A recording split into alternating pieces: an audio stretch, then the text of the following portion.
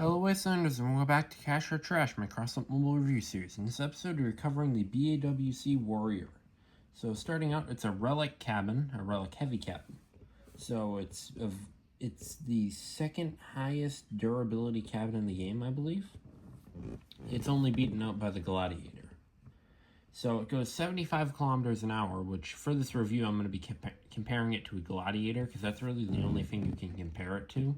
The other two relic cabs aren't really at all comparable to the Warrior because they're for completely different uses. And comparing relics to legendaries just doesn't make sense. So really the only real competition the Warrior has is the Gladiator. For like a heavy cabin. So it goes 75, meaning it's faster than the Gladiator by quite a bit. It has two modules. I mean, it's a relic cab. It can have two passives, and it's pretty good on tonnage at it's 7,200 tonnage, because I'm minusing the weight of the cabin from the actual tonnage, so 7,200. That's decent. Now moving on to the perk.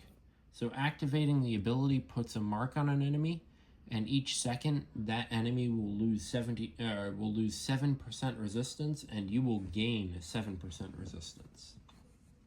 And that stacks up to 7 times, and after it's done stacking, it will hold whatever charge it has accumulated up to for 5 seconds and then end.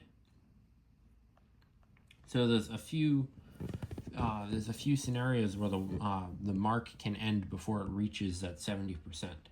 The enemy can go invisible, and the mark will go off them, and you'll stay at whatever resistance you've taken, and they will stay at whatever resistance got minused from them.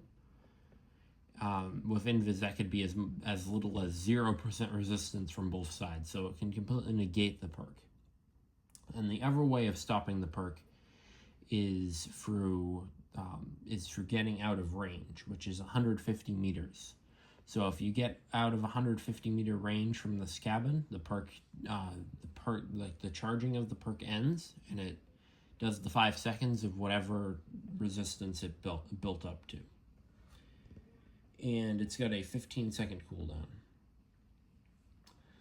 And then, so really, comparing it to a Gladiator, it will beat a Gladiator at close range. The Warrior wins in the close range battle. But at a long range, the Warrior, compared to the Gladiator, it has nothing going for it. Beyond 100 meters, oh yeah, the perk activation, you can only activate it within an 100-meter range. So it's a close range cabin, but that's just that. At a long range, this thing is pretty much useless. I mean, it's still a relic cab. You still get the 2 passives, and you still get to be able to use relic modules. But without that, this whole cabin is that perk. So you want to be as close as possible to the enemy. So for brawling, it beats the Gladiator, but the Gladiator is more all around. So yes, it will beat a Gladiator in brawling, but the Gladiator has other uses and will beat it in a long range battle. Anyways, let's get on to some gameplay.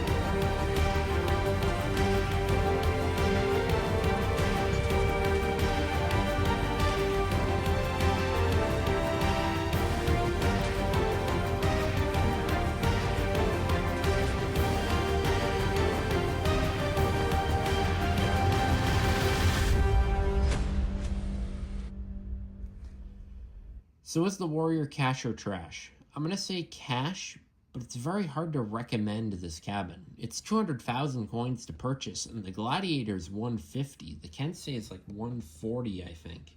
And then the Basan's 100,000. So it's double a Basan. And really, I don't know if it's worth that much. Like, yes, it's really good at close range, and it's virtually unbeatable at close range, but it can only win in close range. It can't do anything at long range. It can get snuck up on by a Kensei, even with the perk active. It takes a little bit for that perk to charge up. You get rushed by a Kensei Nemesis, that's it. The Nemesis just took off both your guns before your perk could charge up. You can get beaten in a sniper duel by a Gladi build. And over time, you'll lose to a Basan build if you can never get within close range because of the constantly regenerating shield. So unless you get your advantage being that you just get within close range and have enough time to get that perk working, you won't win against these other relic cabs. But on paper, at close range, this is the most powerful relic cabin in the game. That's that. At close range, it has the highest chance of winning any battle. Because you remove 70% resistance from the enemy, and it's 70% to you. That's it. You've won. The enemy, you take apart their build like it's made of cardboard, and you can tank an entire enemy team. That's the upside of the warrior. It has many downsides, but that's the thing that makes this incredibly overpowered. And not to mention the absolute mess that it has made of Leviathans. There's been entire battles where my Leviathan just fell apart because someone put a warrior perk on it. That was it. So really, the warrior cabin, it struggles at long range, but at close range, it's unbeatable. And that's pretty much it. Please consider liking and subscribe. See you next time. Bye-bye.